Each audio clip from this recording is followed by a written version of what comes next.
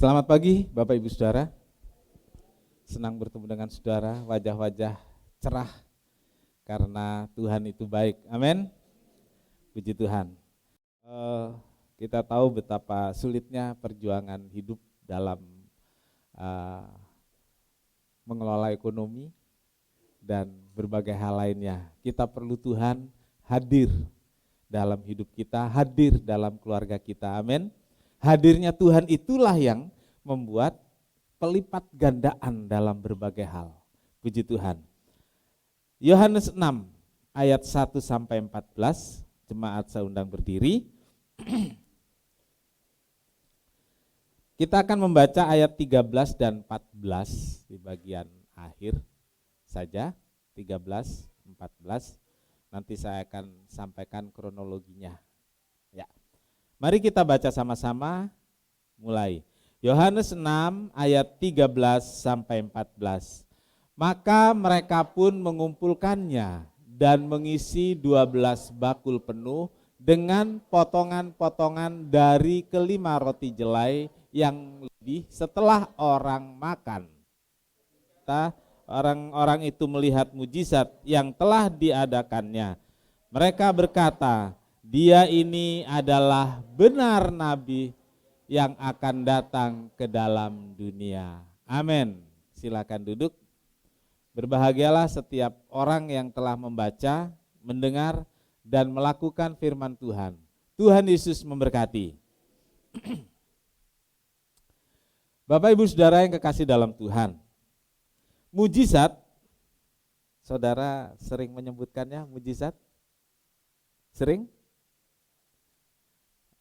Mengharapkan itu terjadi? Ya, mujizat. Mujizat adalah sesuatu yang terjadi secara luar biasa. Secara luar biasa itu artinya di luar kebiasaan pada umumnya. Nah, dalam pembacaan kita tadi itu ada 5 roti dan 2 ikan.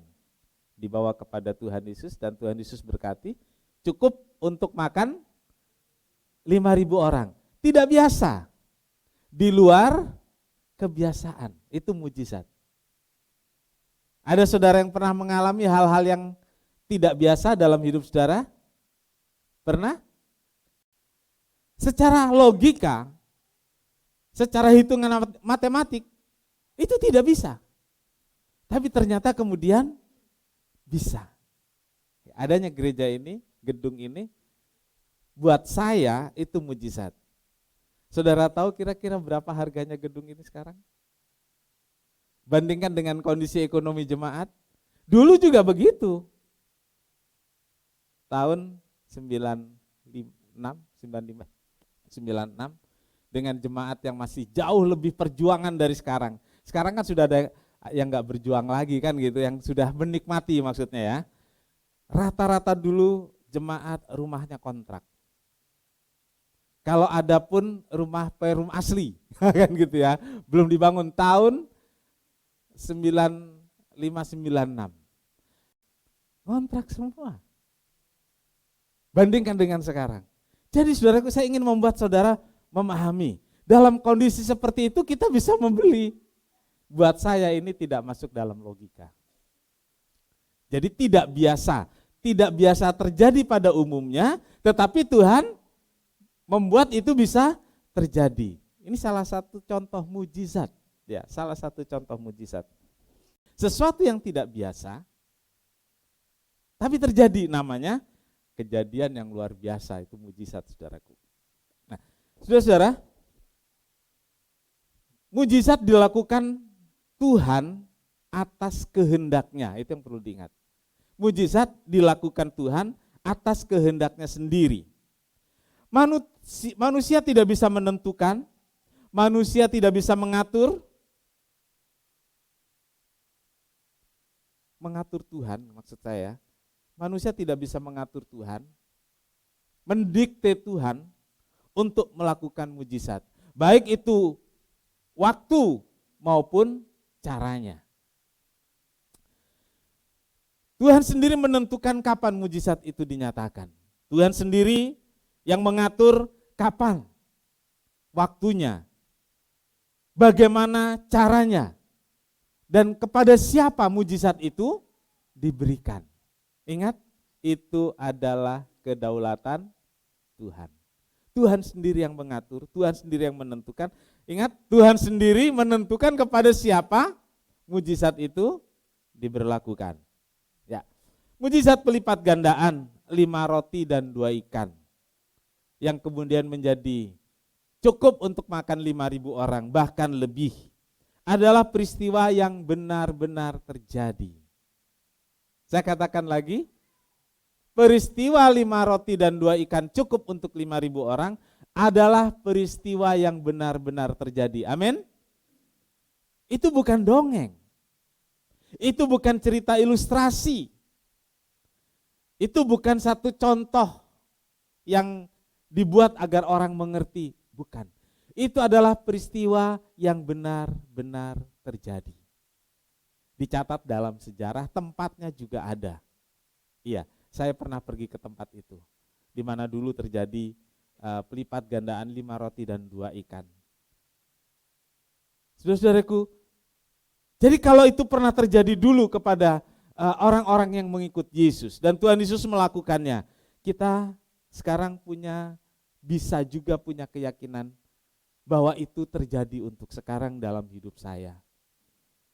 Kita bisa punya keyakinan bahwa mujizat pelipat gandaan itu bisa terjadi dalam hidup orang-orang percaya sekarang. Amin. Bisa terjadi, kenapa? Karena dalam satu peristiwa dulu pernah terjadi, bahkan bukan hanya 1 kali. Terjadi 2 kali dalam perjanjian baru. Puji Tuhan. Saudara-saudaraku, ada beberapa hal yang akan kita lihat di sini. Kenapa mujizat itu diberlakukan Tuhan dan terjadi pada saat itu, dan kita juga bisa punya harapan dan keyakinan bahwa itu juga bisa terjadi sekarang. Yang pertama, saudaraku, sikap menghadapi masalah. Ya, sikap dalam menghadapi masalah. Ya, tertulis dalam teks, menjadi pengikut Yesus bukan berarti tidak lagi mengalami persoalan hidup. Sama seperti orang lain yang enggak percaya Yesus. Sama seperti orang lain yang punya kepercayaan lain. Mereka punya masalah. Mereka juga menghadapi masalah. Dan sama dengan saya, dengan saudara. Ketika kita percaya Tuhan, kita sakit. Orang lain sakit enggak? Sakit. Orang lain sakit masuk rumah sakit. Lalu kita sakit, selalu ada mujizat begitu? Tidak juga. Ada yang didoakan langsung sembuh. Ada yang didoakan belum sembuh, masuk ke rumah sakit. Sembuh enggak? Sembuh juga. Jadi saudaraku, punya masalah yang sama dengan orang-orang lain. Bedanya di sini saudaraku, bagaimana sikap kita dalam menghadapi berbagai persoalan hidup itu. Sikap kita menghadapi masalah yang datang tanpa diundang. Ya. Kita menghadapinya bagaimana? Kita mau menantang dengan kekuatan sendiri atau kita mau menantang dengan berserah pada Tuhan? Kan kita yang menghadapinya. Saudara-saudara, kita lihat di sini ada tiga orang dalam peristiwa ini yang berperan. Yang pertama kita lihat Filipus, saudaraku. Ya, Filipus. Ya, Filipus ini adalah murid Tuhan Yesus. Ingat, Filipus adalah murid Tuhan Yesus. Penting ini saudaraku. Menggarisbawahi. Nah, karena dia murid, lihat orang banyak datang dan mungkin hari itu udah menjelang sore dari pagi. Ya, Tuhan Yesus mungkin juga lapar. Lalu dia bilang sama Filipus. Biasanya kalau kita nggak lapar, kita nggak tanya orang lain lapar nggak ya? Gitu. Kalau kita lapar, kita ingat diri kita sendiri. Nah, siapa tahu dia juga lapar, bisa makan sama-sama kan gitu ya. Tuhan Yesus tanya kepada Filipus. Waktu Tuhan Yesus lihat orang banyak itu, Tuhan Yesus bertanya, di mana bisa beli roti? Ingat makanan masa itu roti ya, roti. Kalau sekarang mungkin kita bisa tanya, Di mana kita bisa beli nasi Padang? Di mana kita bisa beli nasi Padang? Gitu. Nah, saudaraku, pertanyaan itu membuat Filipus kaget. Filipus melihat bahwa orang yang hadir sangat banyak. Dalam pikirannya tidak mungkin untuk memberi makan sebegitu banyak orang dalam waktu sekejap. Tidak mungkin mencari penjual roti. Sekarang aja kalau tiba-tiba kita harus menyediakan untuk 5.000 orang nasi bungkus Padang gitu ya. Kita bisa ambil seperum ini juga belum tentu cukup ya. Belum tentu cukup ya. Kita bisa ambil sampai ke Lipo sana. Belum tentu cukup juga. 5.000, saudaraku. 5.000. Filipus melihat bahwa kebutuhannya begitu besar. Jadi ini Filipus sebagai murid, dia cukup bertanggung jawab, dia lihat kebutuhannya besar, tapi dia juga merasa kemampuannya sangat kecil, tidak sebanding. Filipus mulai keluarkan kalkulatornya, dia mulai menghitung. Udah ada kalkulator dulu ya? Dia hitung dengan pikirannya. Dia mulai menghitung, menaksir kemungkinan yang bisa dikerjakan. Berapa biaya yang diperlukan untuk memberi makan? Sekitar 5.000 orang itu. Lalu dia berkata pada Tuhan Yesus, Tuhan, sekalipun ada uang 200 dinar. Coba kita lihat ayat 6. Hal itu dikatakannya untuk mencobai dia sebab dia sendiri tahu apa yang hendak dilakukannya. Ini Tuhan Yesus. Lalu Filipus jawab, roti seharga 200 dinar tidak akan cukup untuk mereka ini sekalipun masing-masing mendapat sepotong kecil saja. Ya, enggak cukup. Walaupun ada uang 200 dinar. Nah, ini saudaraku 200 dinar. 200 dinar itu sekarang kursnya 1 dinar 49.000. Saudara.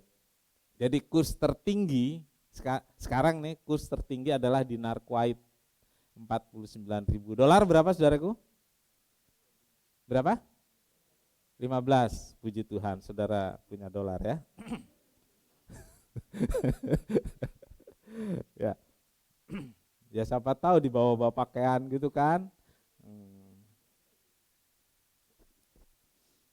Jadi saudaraku, jumlahnya kira-kira 9.800.000 ya, betul ya? Ya anggaplah 10 juta. Jadi kalau sekarang gitu ada Filipus ada murid Filipus dan dia berkata kepada saya sebagai gembala, Pak Pendeta, uang 10 juta mana cukup? Nah kira-kira seperti itu saudaraku. 10 juta mana cukup untuk segini banyak orang? Nasi bungkus berapa paling murah? Turuninlah, jangan segitu. 10 aja boleh ya, 10. Kalau 10.000 kali 5.000. Ya 10 kali 10.000 kali 5.000 berapa?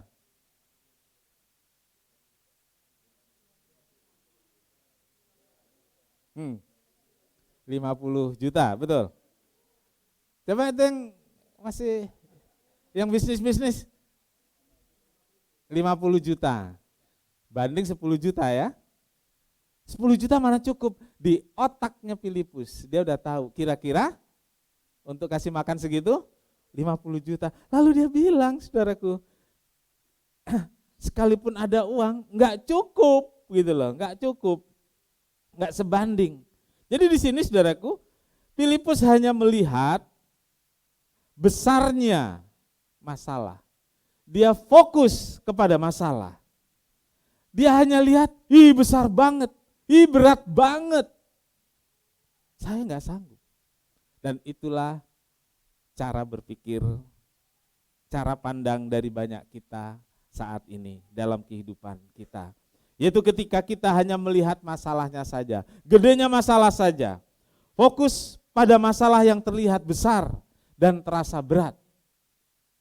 Bukan cari jalan keluar dari masalah tersebut. Dan kita lupa bahwa kita punya Tuhan yang besar. Amin. Kita lupa bahwa kita punya Tuhan yang lebih besar dari masalah. Kita lupa bahwa kita punya Tuhan yang lebih besar dari berbagai persoalan hidup. Ketika masalah datang, kita terasa kecil. Ya. Seperti orang Israel memasuk Kanaan. Utusannya berkata, mereka seperti raksasa dan kami hanya seperti belalang. Iya saudaraku. Seperti orang Israel menghadapi Goliat. Takut. Banyak dari kita seperti itu. Ketika melihat angka-angka rupiah yang besar sebagai kebutuhan. Ketika merasakan kesulitan-kesulitan masalah dalam keluarga. Kita merasa seperti belalang dan persoalannya itu seperti raksasa. Waktu kita sakitnya itu seperti raksasa, kita seperti belalang. Kita merasa kecil. Saudara-saudaraku, kalau ngomong sih, santai saja, kan gitu ya. Padahal di hatinya, gitu ya, gitu ya. Kita serba takut. Kita nggak bisa berkata, kita jarang berkata atau kita nggak mampu berkata, hai masalah, saya punya Tuhan yang lebih besar. Pernah saudara berkata begitu? Belum, sekarang katakan, hai masalah, saya punya Tuhan yang lebih besar. Yang kedua saudaraku, Andreas itu nggak ngerti tentang kehadiran Tuhan.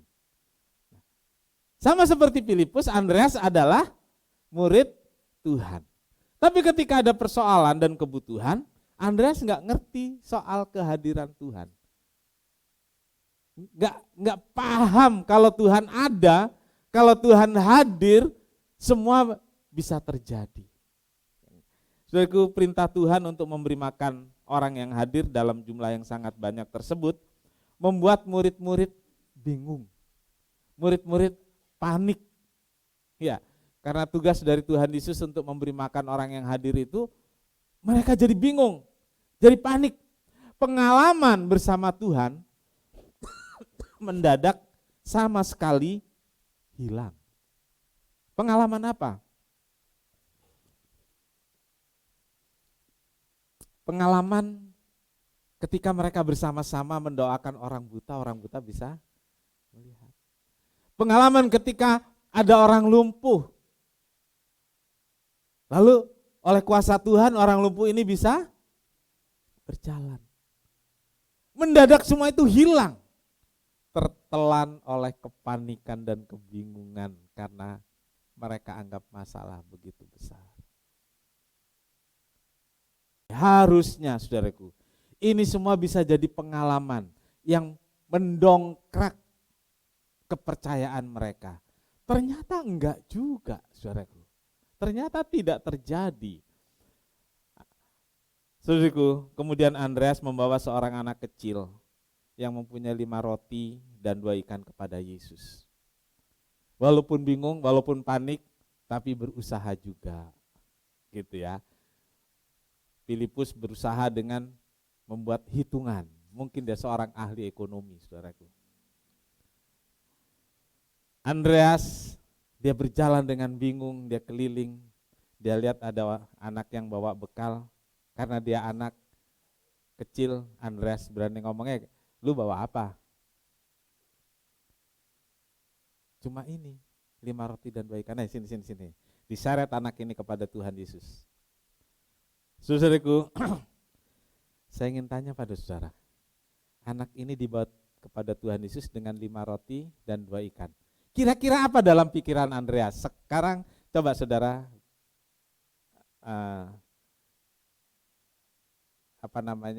perkirakan. Yang sedikit itu dibawa kepada Tuhan Yesus. Kira-kira apa yang di pikiran Andreas? Ini kata-kata Andreas. Apakah artinya untuk orang sebanyak ini? Gak mungkin, mana cukup. Kita bisa tegur Andreas nih. Dia gak punya iman. Iya kan? Sama seperti saudara tadi. Oke, Andreas itu juga kita. Filipus itu juga kita.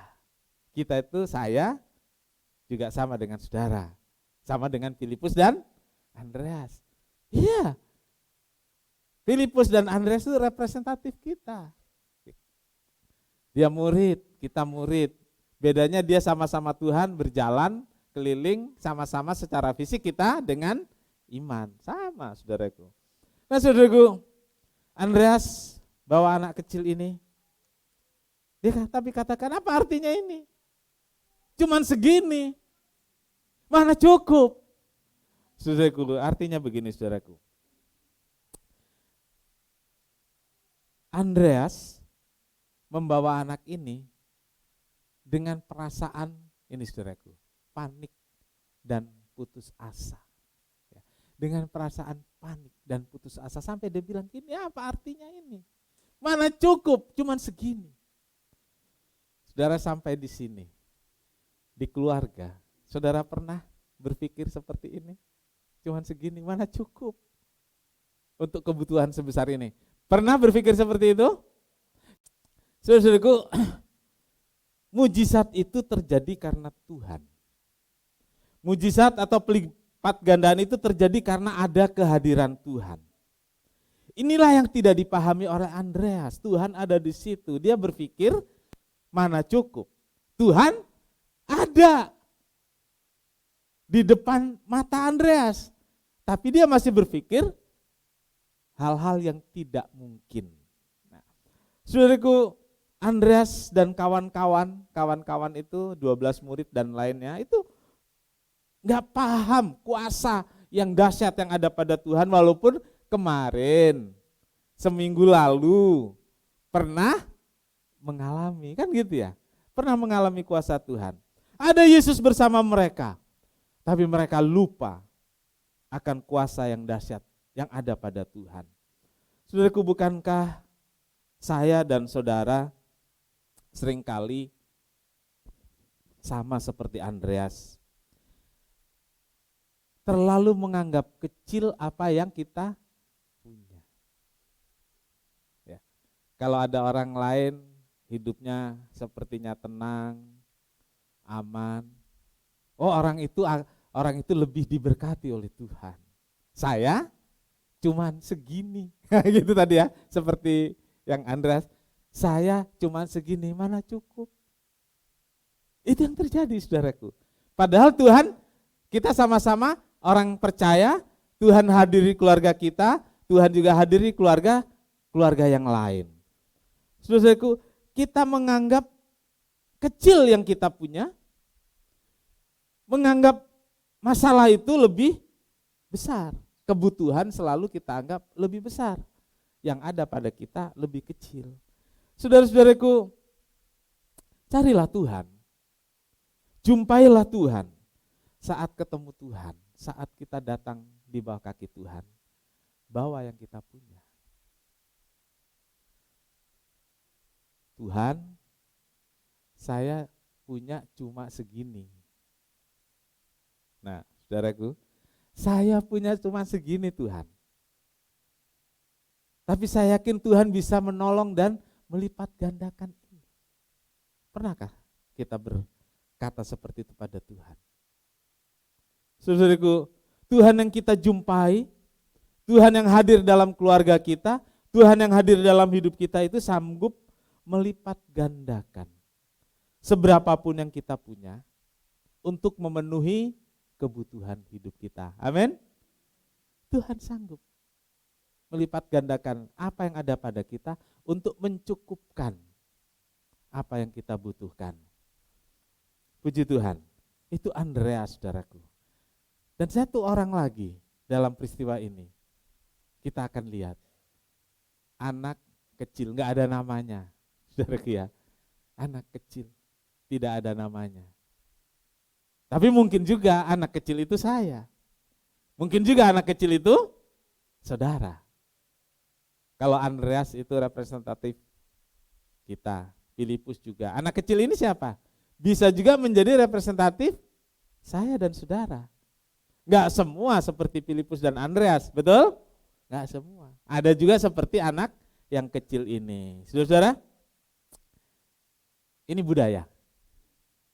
Kebiasaan pada masa itu adalah jika seorang akan pergi mengadakan perjalanan, selalu bawa bekal. Ya, bekalnya itu air minum, roti dan lauknya.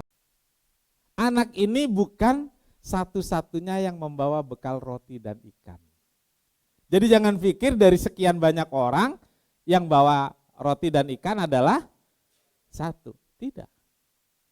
Saya pikir ini menurut saya nih, murid-murid juga bawa. Bapak-bapak yang hadir bawa, ibu-ibu yang hadir bawa. Kalau ditulis 5.000 orang laki-laki, kira-kira 5.000 orang laki-laki ini bisa jalan sama istrinya, bisa jalan sama anaknya. Mereka pasti bawa. Jadi ingat ini saudaraku, anak kecil ini bukan satu-satunya yang membawa bekal roti dan ikan pada saat itu. Iya, benar saudaraku. Jadi yang lain juga bawa, tetapi anehnya hanya anak kecil ini saja yang mau terbuka pada Andreas.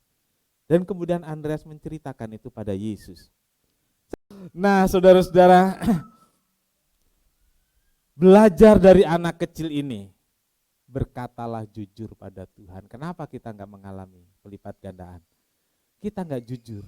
Ini rumah Tuhan. Ditanya jujur, yang lain bilang rahasia. Iya. Katakan apa adanya, jangan malu walaupun sedikit. 150. Buat Rizka itu besar, mungkin ya. Tapi buat orang lain, apalagi nggak dihitung tadi,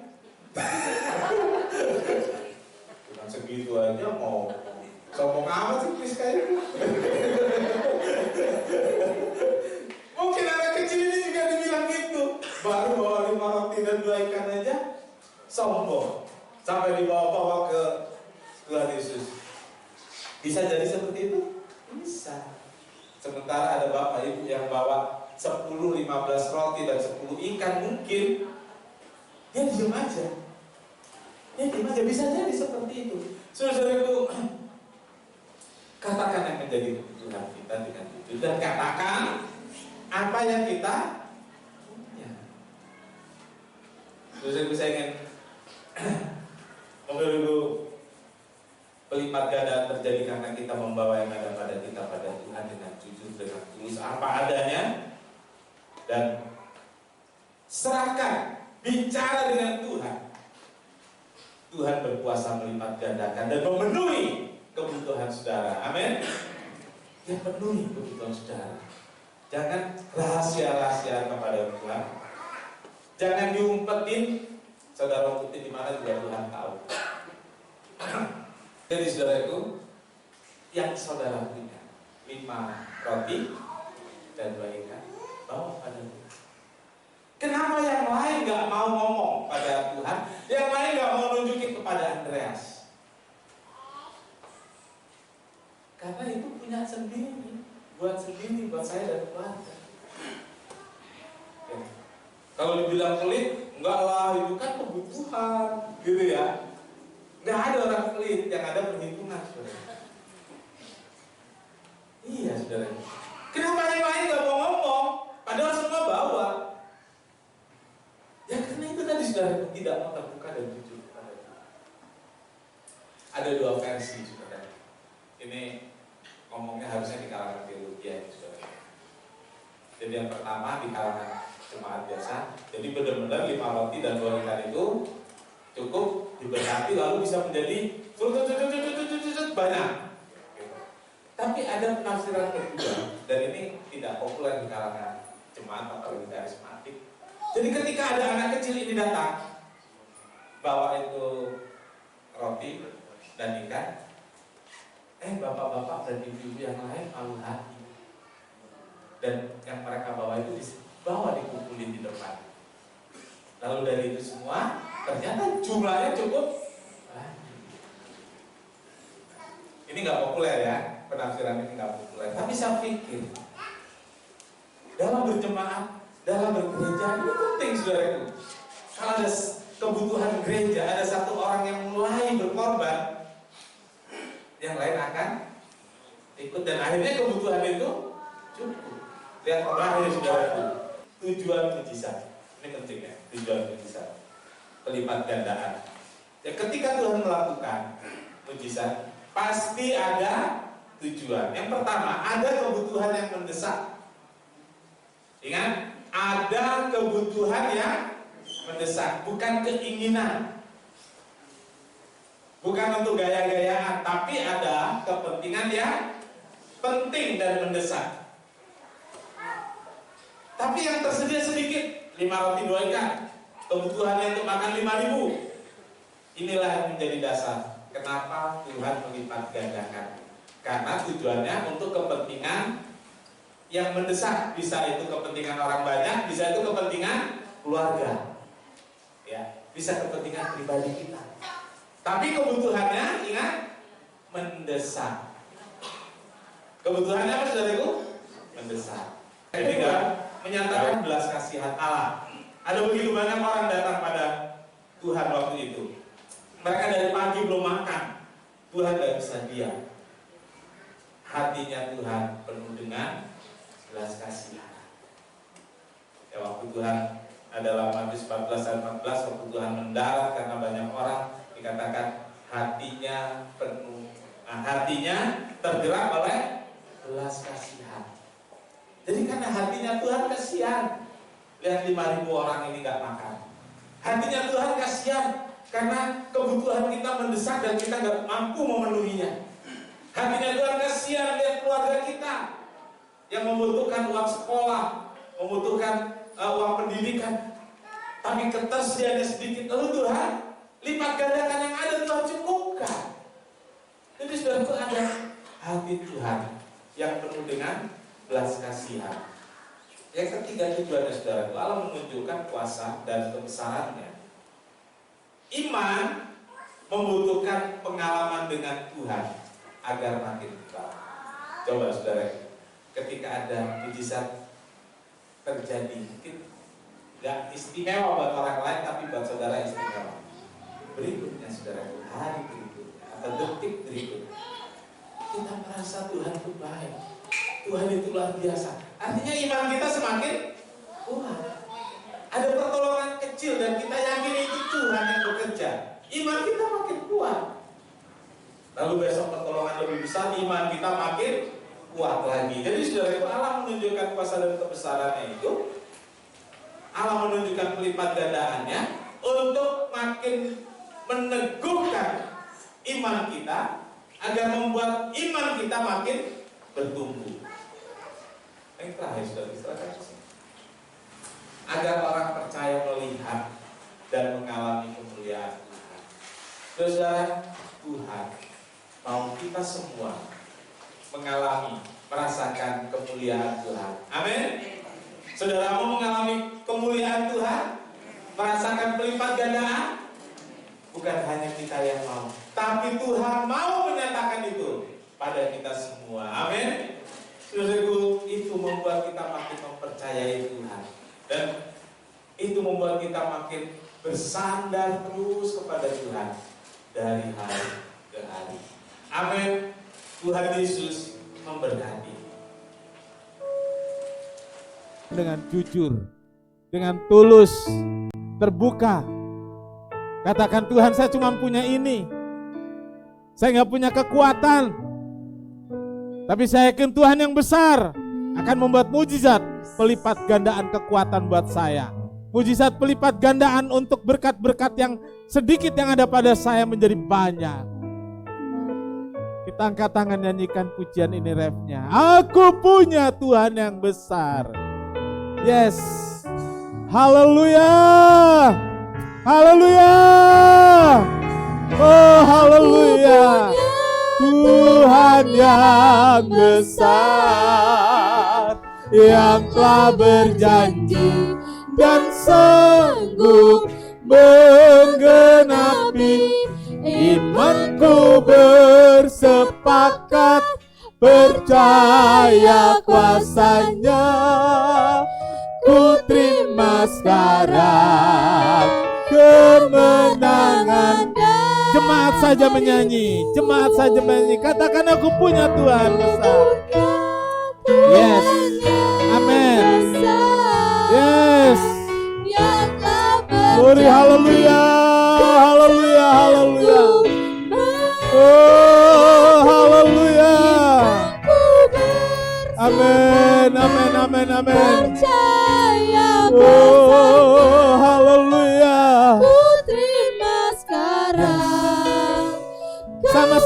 menyanyikan pujian ini. Aku punya Tuhan yang besar.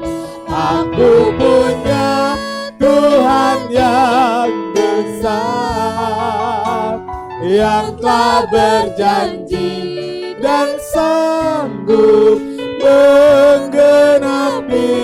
Imanku bersepakat, percaya kuasanya. Ku terima sekarang kemenangan dan, katakan sekali lagi, ku terima sekarang. Ku terima sekarang kemenangan darimu. Haleluya, haleluya. Bapa di sorga, terima kasih buat firman-Mu. Terima kasih buat Roh Kudus yang membuat kami mengerti tentang kuasa Tuhan yang dahsyat, tentang kuasa Tuhan yang lebih besar dari semua masalah hidup kami, kuasa Tuhan yang lebih besar dari penyakit kami, kuasa Tuhan yang lebih besar dari berbagai kesulitan hidup kami. Terima kasih Tuhan, Tuhan yang hadir pagi hari ini dalam ibadah kami, sanggup melipat gandakan berkat yang ada pada kami, sanggup melipat gandakan kekuatan yang ada pada kami, sehingga kami mampu berperang dan memenangkan peperangan itu. Amin. Terima kasih Tuhan, berkati seluruh jemaat, berkati dengan sukacita kekuatan, dan Tuhan sertai juga terus dengan pelipat gandaan kekuatan, pelipat gandaan berkat, dan Tuhan dipermuliakan. Amin. Ampuni kami jika seringkali kami mengecilkan apa yang ada pada kami, mungkin seperti Filipus, seperti Andreas. Tetapi hari ini Tuhan ampuni kami dan bangkitkan roh kami, bangkitkan iman kami, sehingga kami bisa mencapai hal-hal yang indah dari Tuhan. Terima kasih. Terima kasih Tuhan Yesus, Tuhan baik dan sudah menolong kami semua dalam banyak hal. Berkat Tuhan melimpah, berkat Tuhan melimpah atas kami, berkat Tuhan melimpah atas setiap keluarga yang hadir di sini. Tuhan melipat gandakan berkat-berkat itu bukan hanya untuk tujuan pemenuhan kecukupan keluarga, tapi juga untuk pekerjaan Tuhan di tempat ini. Tuhan Engkau yang melipat gandakan berkat itu pada tiap jemaat-Mu yang mengasihi Tuhan dan mempersembahkan korban dan persembahannya. Terima kasih Tuhan, berkati korban persembahan baik untuk renovasi gereja, untuk kas operasional gereja, juga untuk kegiatan Natal dan Paskah. Tuhan berkati juga persepuluhan yang dibawa kepada Tuhan, biar Tuhan yang menerima dengan sukacita, dan berkatilah setiap anak-anak-Mu yang telah membawa persepuluhannya kepada Tuhan. Terima kasih, pimpin kami pulang dengan selamat sukacita, biar hari ini penuh dengan sukacita, karena kami telah mengawalinya dengan ibadah kepada Tuhan. Berkati juga rumah tangga anak-anak-Mu, pekerjaan, studi, dan berbagai usaha yang dikelola, biar Tuhan berkati, dan bahkan berkat-berkat itu berlipat ganda dibanding hari-hari yang lalu. Terima kasih Tuhan, terima kasih. Saudara yang kekasih, Tuhan memberkati engkau dan melindungi engkau. Tuhan menyinari engkau dengan wajahnya dan memberi engkau kasih karunia. Tuhan menghadapkan wajahnya kepadamu dan memberi engkau damai sejahtera. Saudara yang kekasih, terimalah berkat dan damai sejahtera dari Allah Bapa, kasih karunia dari Tuhan Yesus, dan persekutuan Roh Kudus serta kita sekarang sampai selamanya. Ini doa kami Tuhan, kami alaskan di dalam satu nama, yaitu di dalam nama Tuhan Yesus Kristus, Juru Selamat dan Penebus kami berdoa. Bapa kami yang di sorga, dikuduskanlah namamu, datanglah kerajaanmu, jadilah kehendak-Mu di bumi seperti di sorga. Berikanlah kami pada hari ini makanan kami yang secukupnya, dan ampunilah kami akan kesalahan kami, seperti kami juga mengampuni orang yang bersalah kepada kami. Dan janganlah membawa kami ke dalam pencobaan, tetapi lepaskanlah kami daripada yang jahat. Karena Engkaulah yang punya kerajaan dan kuasa dan kemuliaan sampai selama-lamanya. Amin. Bapa, terima kasih. Baik.